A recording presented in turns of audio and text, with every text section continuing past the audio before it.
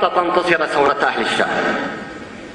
يا أهل مصر إن ثورتكم ناقصة لا تكتمل حتى تنتصر ثورة الشام.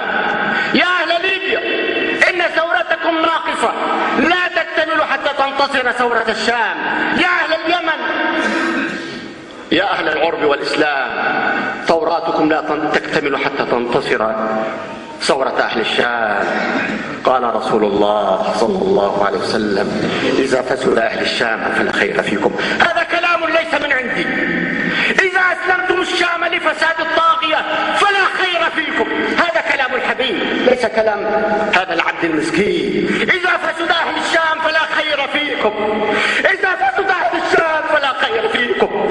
لا تسلموا الشام للطاغوت، لا تسلموا الشام لفساد هذا اللعين، لا تسلموا الشام يرحمكم الله، لا تسلموا الشام لفساد هذا اللعين يرحمكم الله. قولوا قولي.